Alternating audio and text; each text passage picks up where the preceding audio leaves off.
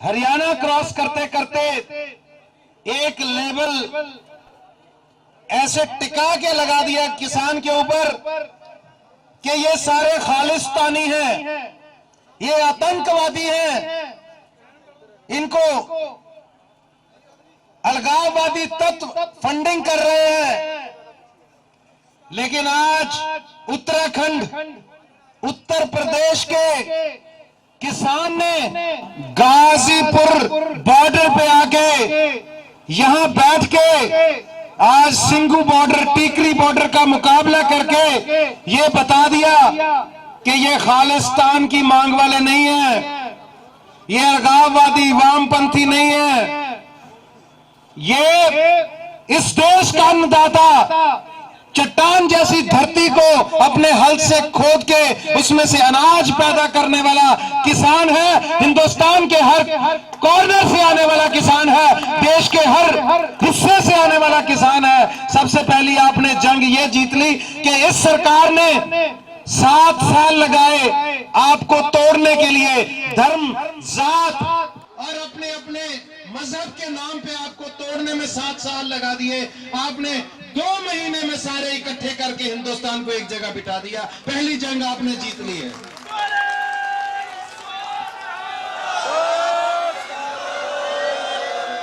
ये सामने हमारे फौजी जवान बैठे हैं, इन पे, इनके सीने पे लगे हुए मेडल देख लीजिए। ये मेडल खालिस्तान के लड़ने के लिए मिले थे या हिंदुस्तान के लिए लड़ने के लिए?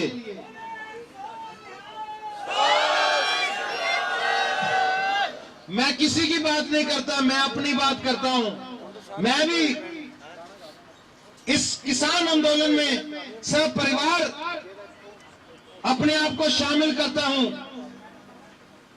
लेकिन मुझे कोई कैसे कहेगा कि हम ये खालिस्तानी आंदोलन का हिस्सा है? क्योंकि मेरे बाप ने, मेरे पिताजी ने इस देश के लिए 62 की लड़ाई लड़ी चाइना के साथ। मेरे पिताजी ने 62 की लड़ाई लड़ी, 65 की लड़ाई लड़ी, 71 की लड़ाई लड़ी मेरे फादर ने। और जिस दिन मैं अभी 2-3 महीने का अपनी मां की गोद में था, मेरा पिताजी मेरे लौंगेवाल चौकी दुश्मन के साथ लोहा ले रहे थे। मेरे पिता ने मुझे 7 महीने बाद वापस देखा था। अपना 2 महीने का बेटा छोड़ के मेरा बाप सरहद पे लड़ रहा था। आज मेरा बाप किसान आंदोलन में बैठा है, तो क्या कहेंगे? ये देशभक्त है या देशद्रोही है मेरा बाप? सो आज किसान 70% इस देश का जो रहने वाला हर व्यक्ति है, उसमें 70% लोग किसान हैं। आज तक ये किसान अन्नदाता के रूप में इस देश का पेट भरता रहा।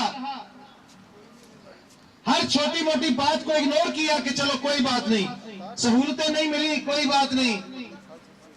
किसान को कभी किसी ने सीरियसली नहीं लिया, किसान के लिए कभी सोचा नहीं।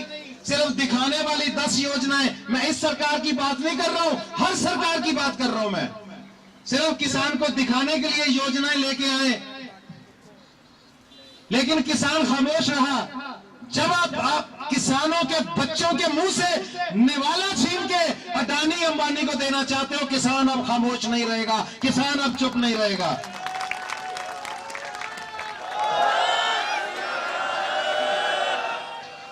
ये इनको कोई बहुत बड़ा पेट नहीं लगा, इनका पेट खोल के देख लो, उतनी अंतड़ियां जितनी हमारे अंदर हैं। इन्होंने धुनी को बहुत ही वड्डी नहीं लगी साडे नालों।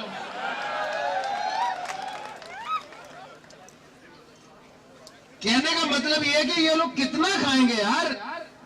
सब कुछ दे दिया इनको भगवान ने भी, आपने भी। अब किसान के पास सिर्फ जमीन बची थी अपनी, जिसको वो अपनी मां समझता है। आप किसी किसान को, मैंने हजारों किसानों की मिसालें दे सकता हूं, जिनको लोग कहते हैं कि यार तुम यहाँ रोजी रोटी के लिए तरसते हो, मरते हो, तुम्हारे ये 2 खेत है, 4 खेत है, 1.5 करोड़ के बिक जाएंगे। शहर में जाके वो 20-25-40 लाख का घर ले लो, 4 दुकानें किराए पे चढ़ा दो, रोजी रोटी चलती रहेगी, यहाँ क्यों मर रहे हो? तो किसान का एक ही जवाब होता है कि नहीं, ये धरती मेरी मां है। ये मेरी माँ है, इसने मुझे पैदा किया, इसने मेरी पुश्तों को खाना खिलाया है और उसी खाने में से सारे देश ने खाना खाया है। तो अपनी माँ के समान दर्जा देते हैं हम जमीन को। हम नहीं, हमारे बाबा नानक ये कह के गए हमें कि पवन गुरु पानी पिता माता धरत महत। माता का जो धरती का जो महत्व है वो माँ वाला है। और आज मुझे इस बात की बहुत खुशी है कि आज इंडिया में, हिंदुस्तान में सिर्फ वो लोग इस आंदोलन से नहीं जुड़े जिनके पास जमीन है, आज वो भी लोग जुड़े हैं जिनके पास जमीन नहीं पर जमीर है।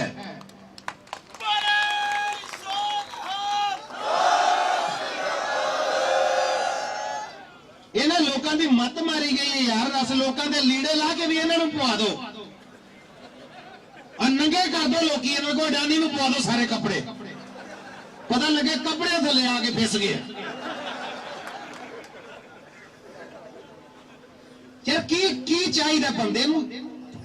मतलब बीमारी लग जाती, डॉक्टर शुगर तो मना कर देता, बंदा पूछे की मिठा खा लेगा? 2 रोटियां तो वध खा लो, बाधा जमी हो जाती, हाजमोला खाना पैंदा, की खा लेगा? लै बाद छड़ के की जाना? इदा एक बंदे की मैनूं गल याद आ गई, जिन्ने पैसे उहदे कोल किते रब ने उहनूं देते, कितों उन्हें अयाशी च खराब करने शुरू कर दिते। ते रोज इको ही गल कहंदा हुंदा सी, कहंदा आ बा खाओ पियो आनंद करो, नाल की लै जाना है, ओ मजे लो नाल की लै जाना है, खाओ पियो नाल की लै जाना। एक दिन फिर कहना पिया, मैं कहा जेड़े हिसाब नाल तू लगा नाल ते नहीं लै जाना, पर छड्ड के तू इत्थे भी कुछ नहीं जाना। ਉਹ नाल ते इन्हां ने भी कुछ नहीं लै जाना, पर मैनूं लगदा इन्हां ने देश दा छड्ड के भी कुछ नहीं जाना। इन्हां दा वस चले मिट्टी पुट पुट के खा जान देश दी, गंडोया समेत। बंदा पूछे कादी एडी तुहानूं आखिर चढ़ी है, कित्थे लै जाना जे सब कुछ? इन्हां नूं एक भुलेखा पै गया, क्योंकि ये आंदोलन सबसे पहले पंजाब से शुरू हुआ और ये कोई बड़ी बात नहीं। जब भी इस देश में कोई आंदोलन उठा है तो सबसे पहली जंग पंजाब ने लड़ी है। इस बात पे किसी को ना तो शक है ना किसी को कोई एतराज है।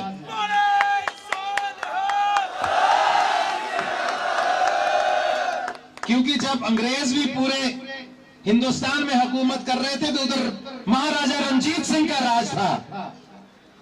कोई 60 साल के बाद अंग्रेज उधर गए पंजाब में।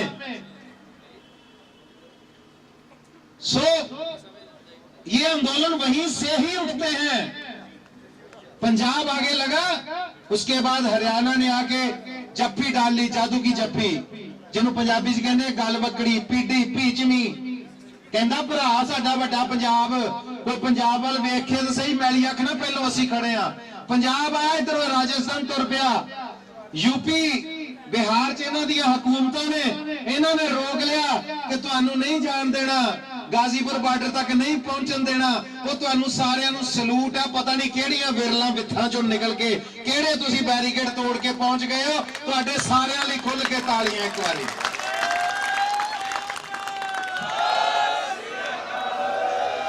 क्योंकि दिखाना चाहते सी कि यह जो संघर्ष है यह सिर्फ पंजाब है, पंजाब ने हरियाणे नूं भी नाल ला लिया। पर अज इन्हों होश आ गई, इन्हों समझ आ गई कि दिल्ली तो सारे पासों सील हो गई है। किते उत्ते छत पै जाए दिल्ली नूं हवा ही नहीं आनी किसी पासों, जिन्नी तुसीं जाम करती है। और चिंता ना करो, हौली हौली हौली हौली ये सारिया मंगां मंगते जा रहे हैं। और वही होना जो किसान चाहता है। जे किसान ने कहता ना कि तीनों कानून वापस लेगी सरकार, ते गलीचे उदों ही इथों उठने ने जदों तीनों कानून रद्द हो गए।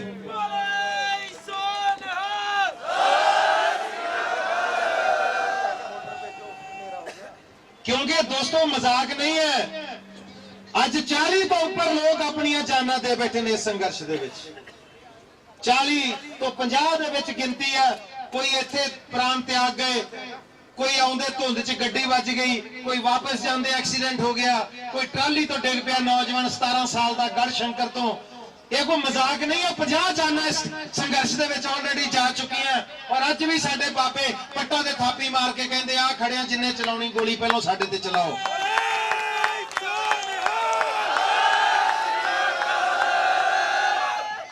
ਆ ਸਾਡੇ ਬਜ਼ੁਰਗ ਬੈਠੇ, ਸਾਡੇ ਵੱਡੇ ਚਾਚੇ ਤਾਏ ਮੇਰੇ ਸਾਰੇ ਬੈਠੇ ਨੇ। ਇਹਨਾਂ ਦਾ ਅਦਬ ਸਤਿਕਾਰ ਸਾਡੇ ਮਨਾਂ 'ਚ ਕਿੰਨਾ ਕੁ ਹੈ ਇਹ ਰੱਬ ਜਾਣਦਾ ਹੈ। ਕਿਉਂਕਿ ਜਦੋਂ ਆਪਣਾ ਚਿੱਟੀ ਦਾੜੀ ਵਾਲਾ ਕੋਈ ਬਾਪੂ ਵੇਖ ਲਈਦਾ ਨਾ, ਕੋਈ ਵੀ ਤੁਰਿਆ ਜਾਂਦਾ ਹੋਵੇ, ਜਾ ਕੇ ਜੱਫੀ ਪਾਉਣ ਨੂੰ ਦਿਲ ਕਰਦਾ, ਲੱਗਦਾ ਮੇਰਾ ਆਪਣਾ ਬਾਪੂ ਤੁਰਿਆ ਜਾਂਦਾ। ਇਹ ਵੀ ਸਾਡੇ 'ਚ ਹੀ ਫੀਲਿੰਗ ਹੈ, ਆਪਣੇ ਹਰ ਬਜ਼ੁਰਗ ਦੀ ਆਪਣੇ ਬਾਪ ਵਾਂਗੂ ਇੱਜ਼ਤ ਕਰਨੀ। ਔਰ ਅੱਜ ਦਿਲ ਰੋਂਦਾ ਜਦੋਂ ਦੇਖੀਦਾ ਕਿ ਇਸ ਸੰਘਰਸ਼ ਦੇ ਵਿੱਚ ਭੁੱਖ ਹੜਤਾਲਾਂ ਕਰਨੀਆਂ ਪੈ ਰਹੀਆਂ। ਸ਼ਰਮ ਕਰੋ, ਡੁੱਬ ਕੇ ਮਰ ਜਾਓ। ਦੁਨੀਆ ਨੂੰ ਰਜਾਉਣ ਵਾਲਾ ਅੱਜ ਭੁੱਖ ਹੜਤਾਲ ਤੇ ਬੈਠਾ ਹੋਇਆ। ਇਹਨਾਂ ਨੂੰ ਕਦੋਂ ਸ਼ਰਮ ਆਏਗੀ?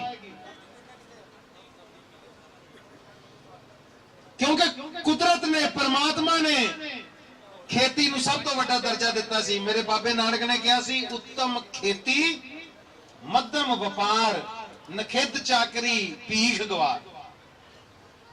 ਸੋ ਉੱਤਮ ਖੇਤੀ, ਖੇਤੀ ਤੋਂ ਜ਼ਿਆਦਾ ਉੱਤਮ ਚੀਜ਼ ਹੀ ਕੋਈ ਨਹੀਂ। ਅੱਜ ਖੇਤੀ ਵੇਚ ਦਿੱਤੀ ਸਾਡੇ ਪ੍ਰਧਾਨ ਮੰਤਰੀ ਸਾਹਿਬ ਨੇ।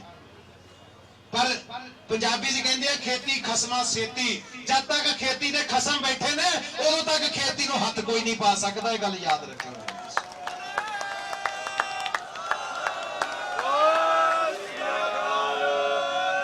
ਮੈਂ ਨਾ ਕਾਨੂੰਨਾਂ ਬਾਰੇ ਜ਼ਿਆਦਾ ਨਹੀਂ ਬੋਲਣਾ, ਸਾਰਿਆਂ ਨੂੰ ਪਤਾ, ਸਾਰਿਆਂ ਨੇ ਪੜ੍ਹ ਲਏ ਨੇ। ਹਾਲਾਂਕਿ ਇਹਨਾਂ ਦੇ ਕੁਝ ਬੇਵਕੂਫ ਪੱਤਰਕਾਰ ਵਿੱਚ ਫਿਰਦੇ ਨੇ ਜਿਹੜੇ ਕੋਈ ਮਾਸੂਮ ਜਿਹਾ ਬੰਦਾ ਦੇਖ ਕੇ, ਜਿਹਨੂੰ ਘੱਟ ਸਮਝ ਵਿਚਾਰੇ ਨੂੰ ਹੋਵੇ, ਪਰ ਸੰਘਰਸ਼ ਵਿੱਚ ਜੋ ਵੀ ਆਪਣੀ ਆਹੂਤੀ ਦੇਣ ਆਇਆ, ਉਹਨੂੰ ਸਾਈਡ ਤੇ ਲੈ ਜਾ ਕੇ ਪੁੱਛਦੇ ਨੇ, तुम्हें पता है ये कानून क्या है? क्या है कानून? पढ़ याद है तुम्हें? सुनाओ। उन्होंने कहा मामा तेनू बड़े पूछ लिए पानीपत की तीजी लड़ाई कितों हुई थी, तेनू स्वाह पता होना?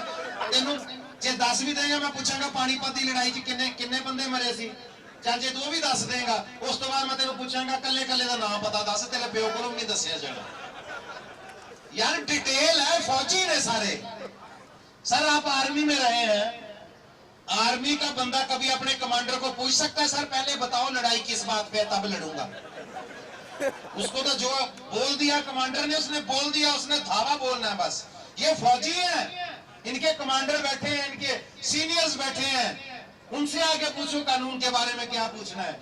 इनका काम है लड़ना। इनको कॉन्फिडेंस है कि हमारे जो लीडर, हमारे सीनियर्स जो हमें बोल रहे हैं वो सही बोल रहे हैं, उनके हक में बोल रहे हैं। क्योंकि हक में लड़ने के लिए कोई ना कोई अपना आगू चाहिए होता है, कोई लीडर चाहिए होता है, वो इनको दिशा निर्देश दे रहे हैं। तो ये जंग जारी है, ये लड़ाई, ये संघर्ष, ये आंदोलन जारी है।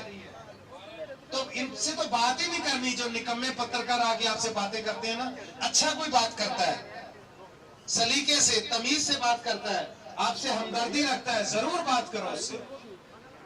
लेकिन अगर कोई आपको कुरेदना चाहे, कुछ खोजना चाहे आप में से, तो बात करने की जरूरत नहीं है। क्योंकि ये मगरमच्छ छोड़ रखी है इन्होंने। ये इस आंदोलन को खाना चाहते हैं, लेकिन ऐसा होगा नहीं। कानून की बात मैं 2-3 बातें सिर्फ आपके साथ करूंगा, ये काले कानूनों की। आप कहते हैं कि दुनिया की सबसे बड़ी डेमोक्रेसी है, ये सबसे बड़ा लोकतंत्र है हिंदुस्तान, सबसे बड़ा लोकतंत्र बोलते हैं हम इसे। लेकिन लोकतंत्र में कोई कानून ऐसा कैसे बन सकता है जिसमें यह लिखा जाए कि अगर जिसके साथ आप कॉन्ट्रैक्ट कर रहे हो या जो आपकी उपज खरीद रहा है, अगर आपका उसके साथ कोई झगड़ा होता है तो आप न्यायपालिका के पास नहीं जा सकते। डेमोक्रेसी में, लोकतंत्र में कोई कह सकता है कि आप अदालत में नहीं जा सकते? क्यों नहीं जा सकते? अदालत किसी के बाप की है? अदालत हमें इंसाफ देने के लिए बनी है। किसान के साथ कोई धोखा करेगा तो किसान कहां जाएगा? एसडीएम के पास। एसडीएम किसने लगवाए होते हैं पता नहीं लोगों को, कैसे लगते हैं, कौन लगवाता है। अगर कोई शरीफ ईमानदार एसडीएम होगा, वो किसान के हक में खड़ा भी हो जाएगा, आधे घंटे में वहां से बदल दिया जाएगा। तो एक मोटी सी बात बताता हूं आपको, ये जो डिप्टी कमिश्नर एसडीएम होते हैं, ये कार्यपालक बोलते हैं इनको, कार्यपालक। इंसाफ कार्यपालक नहीं देते, इंसाफ देते हैं न्यायपालक। तो आप न्यायपालिका में क्यों नहीं जा सकते न्याय लेने के लिए? आपको इंसाफ चाहिए, आप कार्यपालक के पास जाओगे इंसाफ लेने के लिए, देगा वो आपको? जब आपको पुलिस स्टेशन में इंसाफ नहीं मिलता तो कहां जाते हो आप? कहां? पुलिस थाने में इंसाफ नहीं मिलता तो कहां जाते हो? तो अब ये कानून कहता है कि अगर आपको पुलिस ने इंसाफ दे दिया, थानेदार ने दे दिया तो दे दिया, नहीं तो भाई उसके बाद आप कहीं नहीं जा सकते, कर लो बात। तो अब आपको थाने में सारे इंसाफ मिलेंगे, किसान अदालत ही नहीं जा सकता। एसडीएम ने इंसाफ दे दिया तो दे दिया, नहीं दिया तो खत्म। ये है कानून जिसको बड़े बड़े दिग्गज हिंदुस्तान के कह रहे हैं बहुत अच्छा कानून है, किसान के हक में है। हक में तो भाई घर में रख लो, हमें नहीं चाहिए, अपने बच्चों को दाज दहेज में दे देना। इस कानून में यह भी लिखा है, आपको पता है कितनी फिल्में देखी हैं, हिंदी फिल्में, जिसमें हीरो बाद में जाता है, लाला तुमने ये जमाखोरी कर रखी है, आज ये गरीब मजदूर अपना हक लेके जाएगा। उसका गोडाउन खोल देता है और सारे मजदूर अपना राशन पानी लेके निकल जाते हैं वहां से। फिर वो लाला रोता रहता है, अरे भाई मेरा माल लुट गया, अरे मेरे सारे माल ले गए, अरे मेरे माल ले गए। ये फिल्मों में सीन होता था कि नहीं? ये जमाखोरी के खिलाफ है। और हमारा कानून कहता है कि अब इस कानून से कोई भी एक बंदा देश भर की सारी कनक, सारा चावल, सारा मक्का अपने पास स्टोर कर सकता है, जितनी चाहे जमाखोरी कर सकता है, कोई बंदिश ही नहीं है। अब देखिए कानून में एक मजे की बात क्या है कि उस बंदे के खिलाफ चाहे उसने सारे देश की कनक, गेहूं अपने पास जमा कर लिया हो, उस पर तब तक कोई कानूनी कार्रवाई नहीं होगी जब तक उस चीज का रेट पिछले साल से 2 गुना ना हो जाए, 2 गुना से ज्यादा ना हो जाए। मतलब आज जो गेहूं 20 रुपए में मिलता होगा बाजार में, अगले साल वो 40 रुपए में बेचेगा तो उस पर कोई पाबंदी नहीं है। अगर 41 करेगा तो केस होगा।